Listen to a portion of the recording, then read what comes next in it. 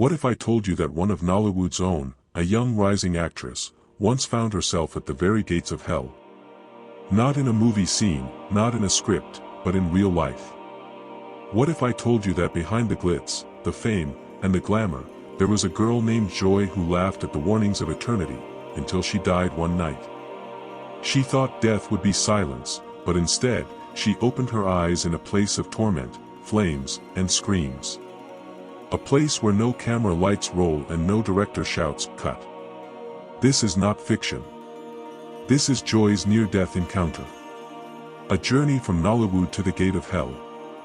And I promise you, by the end of this story, you'll never look at life, or eternity, the same way again. Before we dive deeper, I want to take a moment to say thank you. This channel has become a family, a community of people hungry for truth, for real testimonies, and for stories that shake us awake from spiritual sleep. Every like, every comment, every share, it matters. You may not know it, but when you hit that subscribe button or share these testimonies, you're not just supporting us, you're helping spread a warning that could save someone's soul. I've seen people write to us saying, "I almost gave up on God, but after hearing one of these stories, my faith came alive again." That's the power of this community. You are not just viewers, you are part of a movement. So from the bottom of my heart, and on behalf of Joy whose testimony you're about to hear, I say thank you. Stay with me, because what comes next will shake you. My name is Joy Okafor, and I was born on March 12, 1994 in Enugu, Nigeria.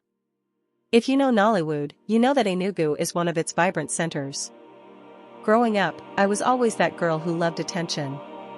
I was the one who danced at every birthday party, who recited poems at school events, who enjoyed when people clapped and called my name. Deep inside, I told myself, one day, they will see me on the big screen. By 2018, I had finally started living that dream. I wasn't a superstar yet, but I was beginning to get roles in TV soaps and short films. People recognized me in markets. Instagram followers grew. Makeup artists wanted to tag me. To the world, I was that Nollywood girl making it. But behind the lights, I was living a life far from God. I grew up in church, yes. My parents raised me Catholic. I knew about prayers, rosaries, hymns. But I never truly knew God. By university days, church became something I did to make my mother happy. I'd sit there on Sundays, scrolling through my phone, waiting for Mass to end. My heart was far away. I had sins I never confessed. Pride sat like a crown on my head. I judged people quickly. I thought I was better than my classmates. And when Nollywood began opening doors, I told myself, this is my reward. God knows I deserve this. But the truth was, I wasn't living for God, I was living for likes, for fame, for validation. I fell into compromise. The industry is full of temptations, and I was not strong enough to resist. Parties, late-night hangouts, friends who laughed at holiness, these became my circle. I'd wear the cross on my neck but my life denied it. Men came with promises, producers, sponsors, directors. I told myself, it's just how Nollywood works. Everyone does it. My conscience whispered, but I silenced it with excuses. And about hell? I never believed it was real. To me, hell was a scare tactic preachers used. I'd say, "Abeg, nobody has gone and come back, so how do you know?" Sometimes I'd even joke about it with my friends, if hell is real, then Nollywood people go plenty there oh. We would laugh. But deep inside, I was afraid. What if it was real? What if one day, I died? That question haunted me sometimes, especially at night when I removed my makeup and stared at my bare face in the mirror. Still, I hardened my heart. I said, "Joy, you are young. You have time. God understands." I never imagined that in just one night, that time would be cut short. I never thought my laughter would turn to screams, or that I'd open my eyes in a place darker than any movie set. I was about to find out that hell is more real than Nollywood. It was the night of September 14, 2021. I had just returned from a movie set in Asaba. I remember being tired but excited because that role felt like my breakthrough. I told myself, after this film, people will finally know my name. I went home to my small apartment, dropped my bag, and collapsed on the bed without even removing my makeup. Around midnight, I woke up with a strange tightness in my chest. At first, I thought it was exhaustion, maybe stress. But then the pain grew sharper. My heart raced as if drums were pounding inside my chest. I tried to sit up, but my arms felt heavy. A cold sweat broke out all over me. I whispered to myself, "Joy, relax, it will pass." But it didn't. The pain spread down my left arm. My vision blurred. The room spun. I gasped for breath, but it felt like the air itself had been stolen. Panic set in. I reached for my phone to call a friend, but my hand slipped. The phone crashed to the floor. I tried to scream, but no sound came out. Then, suddenly, everything went still. My body went numb. And then, I felt it. I was no longer inside my body. It's hard to explain, but I knew I was floating, looking down at myself lying motionless on the bed. My lips were parted. My chest no longer moved. My body looked like an abandoned shell. Fear gripped me like icy chains. I tried to touch myself, to go back inside, but it was as if an invisible force was pulling me away. The room darkened, not just the absence of light, but a darkness that felt alive. Heavy. Oppressive. I heard whispers. At first faint, then louder. They weren't human whispers, they were chilling, mocking. Then I heard screams. Not from my room, but from somewhere below. Thousands of screams. Men, women, children. Wailing in agony. The smell hit me next, sulfur, burning flesh, smoke. It was suffocating. I clutched my nose, but the stench seeped through my very soul. My heart pounded, yet I had no body. Before I could make sense of it, I felt a violent force grip me by the legs, or what felt like my legs, and start dragging me downward. I screamed, "No! No! Please!" But my voice sounded hollow, swallowed by the darkness. I was pulled into a tunnel. The walls seemed to breathe. Shadows moved like creatures. The deeper I went, the hotter it became. The air was thick, and with each breath, fire seemed to enter me. I heard laughter, deep, guttural, demonic laughter. And then I saw them.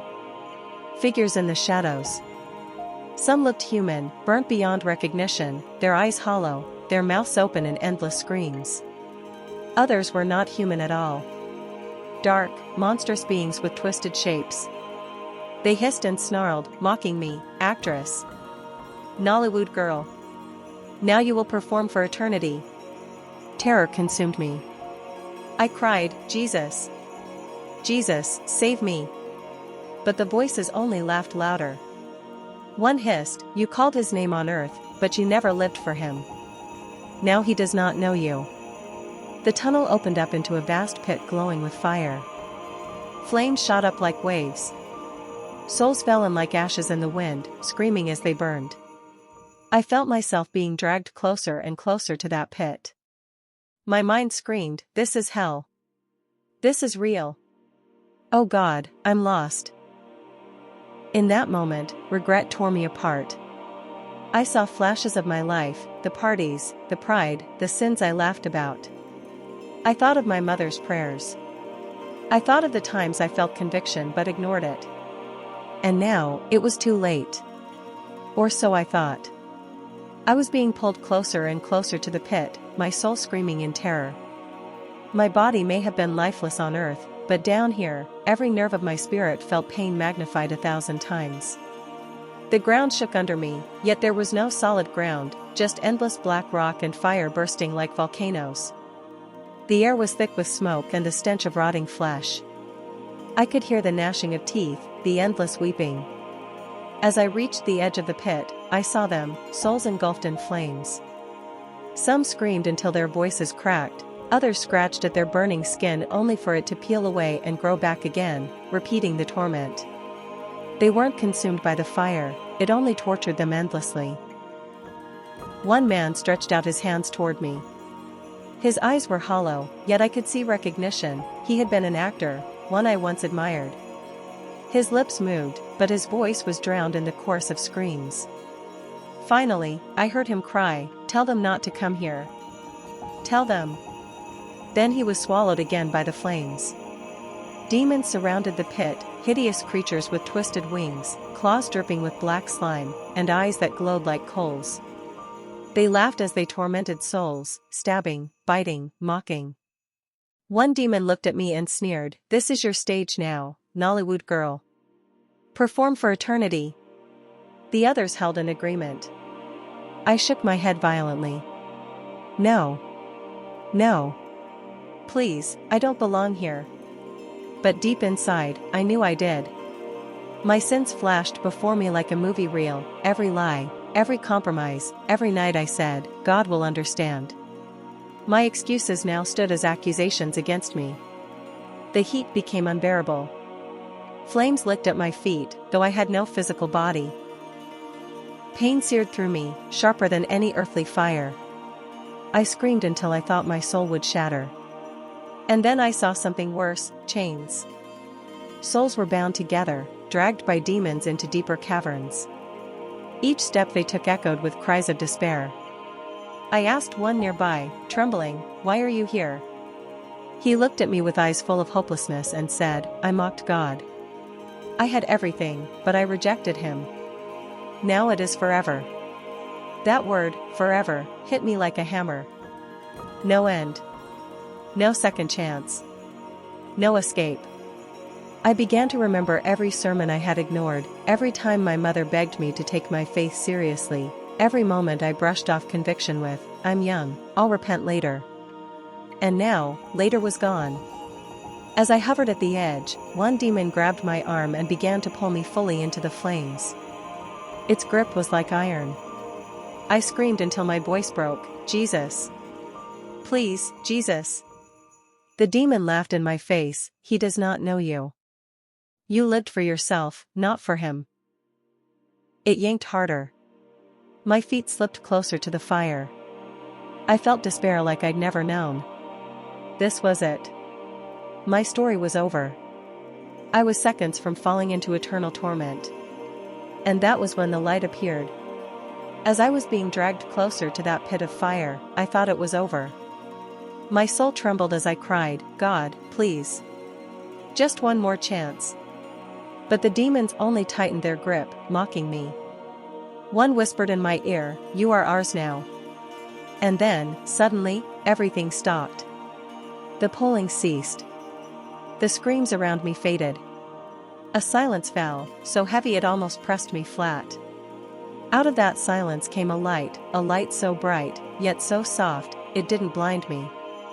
The demons hissed violently and recoiled, covering their faces as though they were being burned. The light grew stronger until it filled the tunnel, and in that light, I saw a figure. Radiant. Glorious. His presence alone made me fall on my knees. I couldn't lift my eyes fully, but I knew, it was Jesus. My whole being shook as his voice filled the air. It wasn't loud like thunder, yet it carried more power than any explosion. It was tender, yet it pierced through me deeper than any sword. He said, "Joy, your time has not yet come. But if you continue the way you are living, this will be your eternal home." I wept uncontrollably. My soul screamed with shame. "Lord, forgive me. I was foolish. I thought I had time. Please, don't let me perish." Jesus looked at me with eyes that were full of both love and sorrow. He said, "I gave you gifts, but you used them for yourself. You pursued fame, but not me. You lived for applause, but not for truth. And yet, I still love you. Go back and warn them. Tell them I am coming soon. Tell them hell is real. And tell them that no fame, no money, no sin is worth an eternity in this place." As he spoke, I saw glimpses of the pit again. Souls stretched out their hands, begging for mercy, but none was given. I heard one cry, "Tell my family not to come here." Another screamed, "If only I had listened." Jesus turned to me again. His voice broke me. "Joy, remember this, many call me Lord, but only those who do the will of my Father will enter my kingdom. Go and live differently. Go and shine my light in Nollywood. Go and tell them, I am the only way." Before I could reply, the light surrounded me completely. I felt myself being pulled upward, away from the heat, away from the screams, back through the tunnel, back into my room. Suddenly, I gasped, and air rushed into my lungs. I jolted up on my bed, drenched in sweat, trembling like a leaf. I was alive. My heart was pounding, but I knew, it wasn't just a dream. It wasn't imagination. I had been to the gates of hell, and Jesus had pulled me out by mercy. When I woke up gasping for air on my bed, drenched in sweat, I knew I had been given a second chance. For minutes, I couldn't even move. I just sat there, trembling, replaying everything I had seen. The screams, the fire, the words of Jesus, "If you continue this way, this will be your eternal home." From that night, I was no longer the same person. I deleted contacts that led me into sin. I cut off friendships that mocked God. Roles in Nollywood that once felt like my lifeline suddenly meant nothing compared to my soul. Some directors called, but I refused their offers because I knew the compromises behind them. People laughed and said, "Joy Dawn turned pastor." But I didn't care. I had looked into eternity. I couldn't go back. My prayer life came alive. I dusted off the Bible I hadn't opened in years and began to devour it like food. I cried on my knees, sometimes for hours, asking God for mercy and strength to live holy. The girl who once craved the applause of men now longed only for the approval of heaven. My family noticed the change first. My mother wept when I told her the testimony. She said, "Joy, I prayed for you every night. God has answered." Even my social media changed. Instead of chasing followers with pictures and parties, I began to share scriptures and warnings. Many unfollowed me, but I wasn't seeking them anymore. I was seeking souls. And Nollywood? I didn't quit acting, but I vowed, never again will I use my talent for sin. Every role I accept must honor God. Fame is nothing if eternity is lost. I came back from the gates of hell with one mission, to live ready. My friend, listen to me carefully, hell is real. I saw it. I smelled it. I heard the screams. And if not for the mercy of Jesus, I would be there right now. Don't joke with your soul. Don't gamble with eternity. You can gain the whole world, fame, money, power, but it is worthless if you lose your soul. Please hear me, no sin is worth an eternity in hell. Many call me Lord, but only those who obey will enter my kingdom. Repent now. Tomorrow is not promised. You've just heard my story. From Nollywood to the very gates of hell. I was given mercy I didn't deserve, and now I live only to warn others. But now I ask you, do you believe hell is real? If you died tonight, where would you spend eternity? Please share your thoughts in the comments below. I want to hear from you. Your words could encourage someone else. Thank you for listening, thank you for being part of this family. Until next time, stay close to Jesus, stay ready, and may God keep your soul safe.